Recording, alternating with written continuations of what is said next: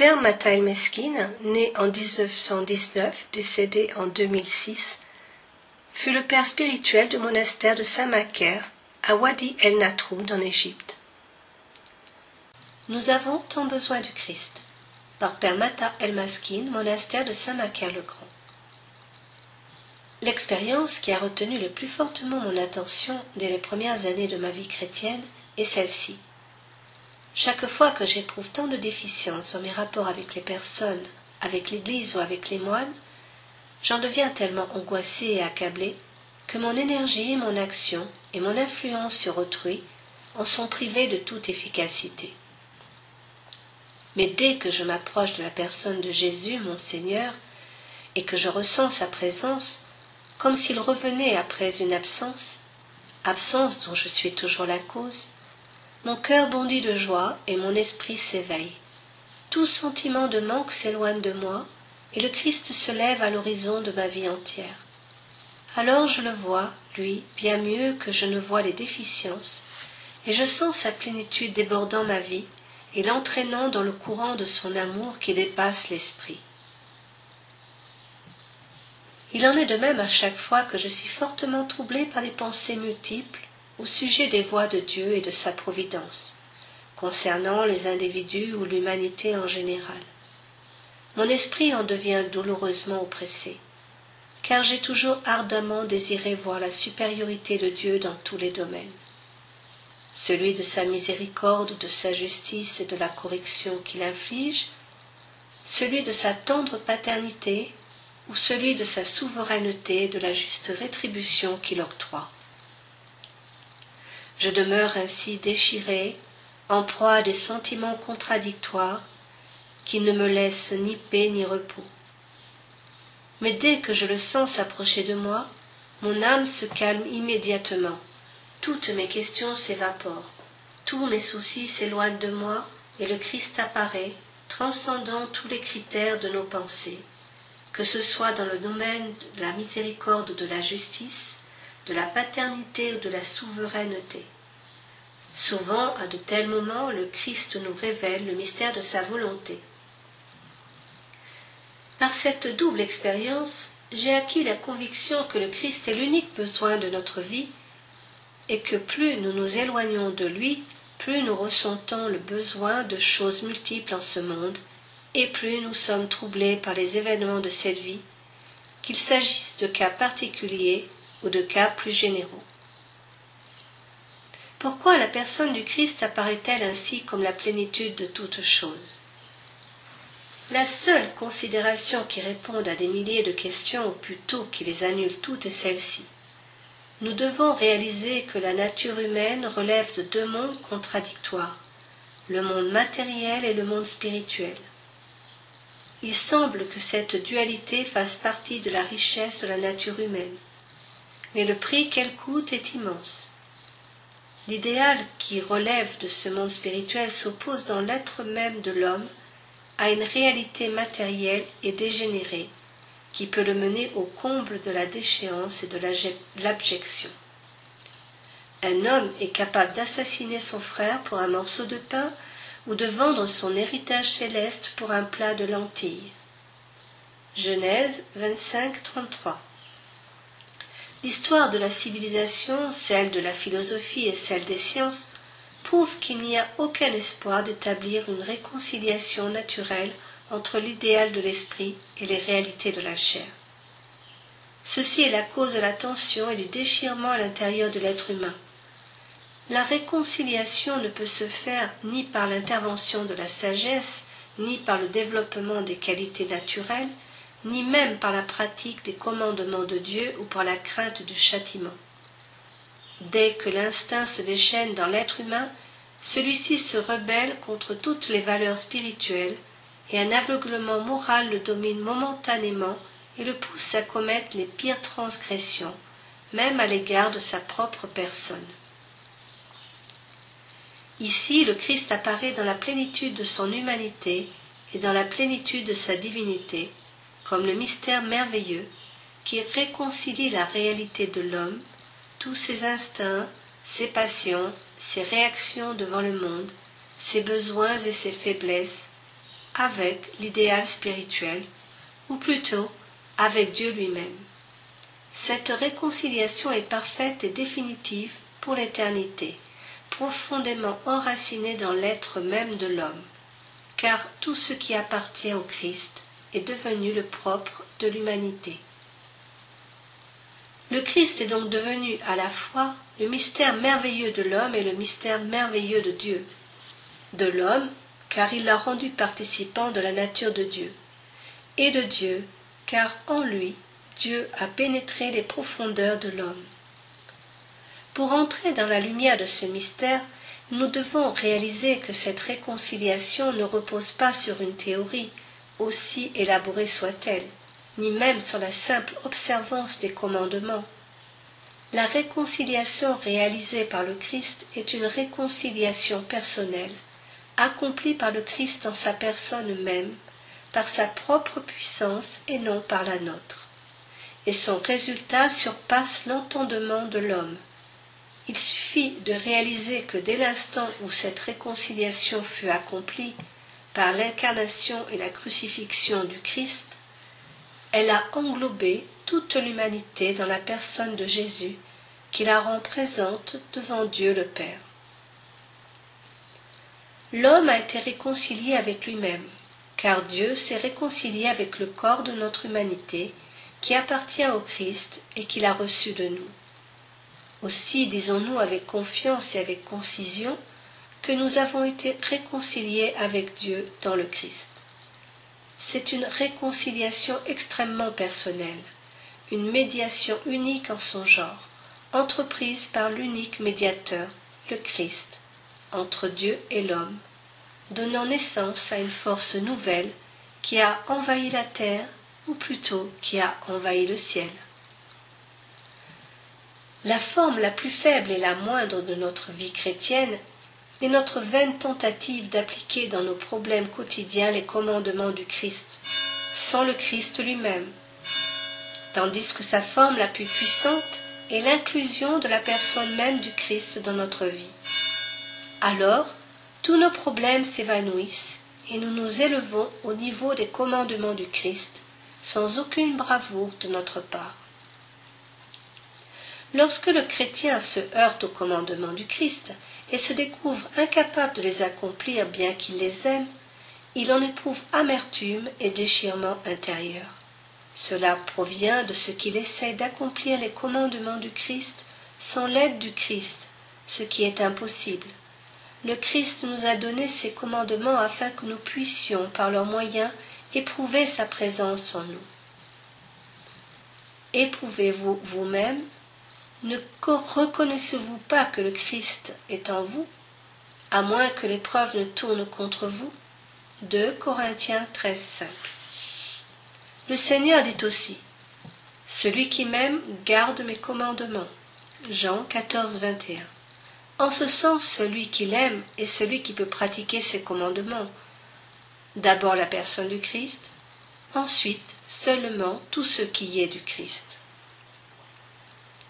Il est demandé aux chrétiens à tout moment de manifester son christianisme, tant devant les chrétiens que devant les non-chrétiens. Cette exigence perpétuelle l'établit dans une tension permanente, car il est obligé de s'élever au niveau de la vérité pour pouvoir la voir et la révéler, et au niveau de la foi pour agir en accord avec elle avant de l'affirmer. Sinon, il se déshonorerait lui-même et déshonorerait également le Christ.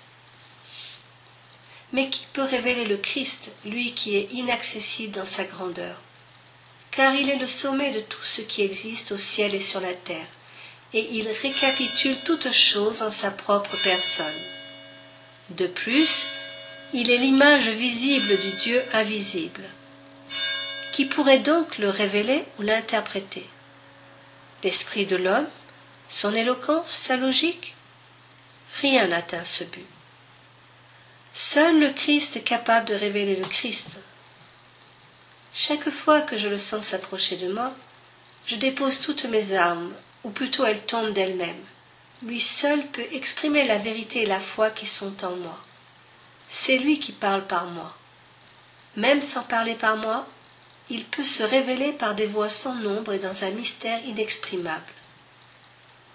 La personne du Christ est une puissance infinie qui se révèle à l'homme sans aucun effort de sa part. L'effort de l'homme est plutôt l'obstacle majeur à la révélation du Christ.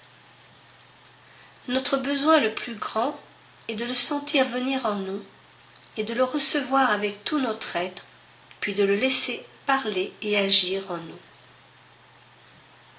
L'attitude critique des autres envers notre christianisme ne porte pas sur la personne du Christ, mais sur l'absence du Christ dans notre vie chrétienne. Si le Christ avec sa divinité était présent dans nos vies, personne ne s'opposerait à la divinité du Christ.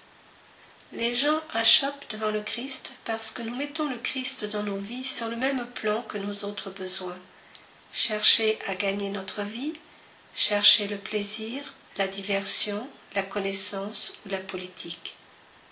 Et ainsi le Christ en nous apparaît infiniment en dessous de sa stature véritable. Si le Christ est Dieu, il doit être dans notre vie plus élevé et plus grand que tout, plus grand même que notre vie elle-même.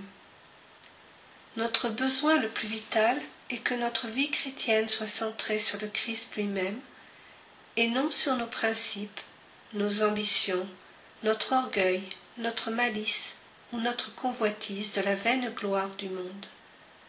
Toutes choses que nous cachons derrière le nom du Christ. Les gens ne haïssent point le Christ est aimé. Il est en vérité le Fils de l'amour. Colossiens 1,13. Ou plutôt il est l'amour même dans toute sa profondeur, ce vers quoi aspire tout homme. Mais les gens détestent notre comportement, notre conduite et les fausses qualités que nous nous attribuons hypocritement au nom du Christ. L'écart entre notre vie chrétienne et le Christ est devenu flagrant plus que jamais. Nos actes et nos paroles procèdent de notre christianisme, mais non point du Christ. Ils n'exhalent pas la bonne odeur du Christ. Référence 2 Corinthiens 2,15. Aussi ne devons-nous pas nous étonner que notre christianisme ne soit pas aimé du monde. Notre plus grand besoin est d'avoir recours une fois encore à la personne du Christ pour qu'il se manifeste dans notre vie. Alors surviendra un réveil sincère où nos fausses actions seront balayées pour faire place aux œuvres véritables du Christ qui témoigneront de lui sans l'ingérence de notre habileté mortelle. Les gens veulent aller au Christ et non pas à nos personnes toujours déficientes. Pouvons-nous accepter cela? L'obstacle majeur dans notre cheminement vers le Christ est que nous nous attachons à nous-mêmes au lieu de nous attacher au Christ.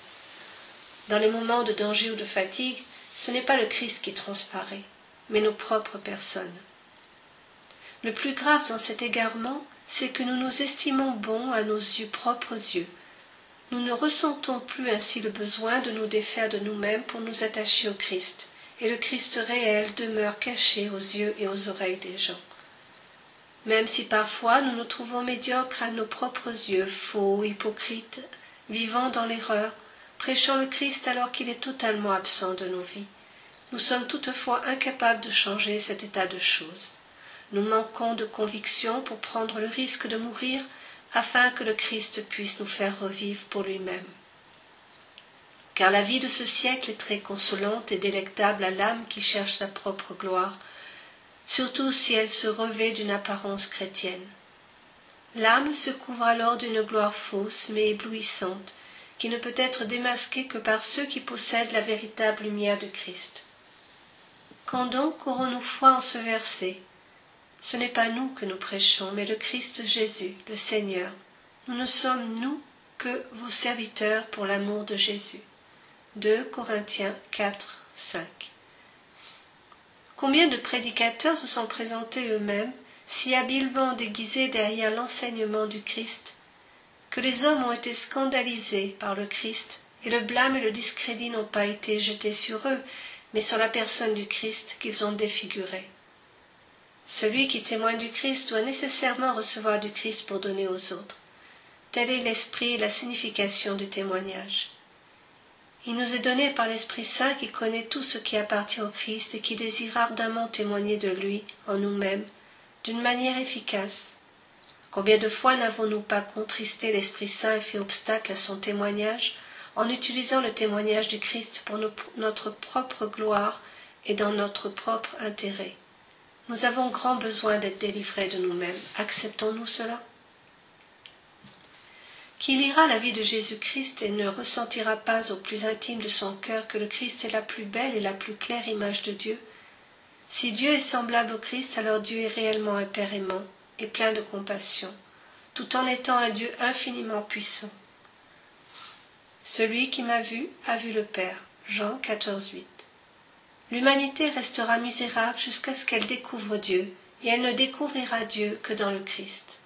Le Christ aurait dû trouver dans nos vies l'occasion de manifester sa puissance éternelle et sa divinité, afin que les hommes en viennent à croire qu'il est véritablement Fils de Dieu, et parviennent grâce à lui au salut et à la vie éternelle. Ils pourront ainsi réellement voir le Père en lui. Mais nous sommes blâmables parce que nous faisons obstacle à la foi au Christ, en nous présentant nous-mêmes à la place du Christ réel, si bien que notre humanité est glorifiée aux dépens de sa divinité. Si les hommes portaient en eux-mêmes le Christ, et par conséquent étaient revêtus de ses qualités, l'humanité se dépasserait elle-même et surmonterait toutes ses impuissances, ses souffrances et sa mort, et entrerait dans sa phase glorieuse qui ne relève aucunement de son héritage terrestre mortel. Telle est la nouvelle création de l'homme, et telle est la puissance divine du Christ, pour élever l'homme au-dessus de lui-même, afin qu'il puisse se dépasser et pénétrer, grâce à la puissance et à l'efficacité du Christ, dans le champ du libre dessein de Dieu. L'homme répondrait alors librement, consciemment et joyeusement à Dieu et à tous ses appels. Tel est l'avenir de l'homme nouveau dans le Christ, sa nouvelle naissance. C'est pourquoi le Christ a été nommé avec raison le second Adam. Comment pourrions-nous naître en Dieu sans le Christ? Ceci est impossible. N'oublions pas que le Christ a fondé sur la croix son œuvre pour l'humanité. Bien que la croix soit en premier lieu dans la vie du Christ un acte de rédemption, il nous l'a transmise comme un modèle de vie et de conduite. Celui qui ne vit pas ou ne pense pas en termes de croix ne réalisera jamais la gloire que le Christ a atteinte par la croix. Il ne comprendra pas la signification véritable de la rédemption, ni ne lui donnera sa pleine valeur. Mais si nous faisons l'expérience de la croix dans notre vie et que nous la goûtons consciemment et joyeusement, elle sera pour nous l'initiation mystique à la connaissance du Christ et de son ineffable puissance envers nous. Par la communion aux souffrances de la croix, nous entrons avec le Christ dans une alliance éternelle en tant qu'héritiers de toutes les gloires et de toutes les consolations du Père des cieux. Combien admirable est le mystère du Christ, ou pour mieux dire le mystère de l'homme dans le Christ.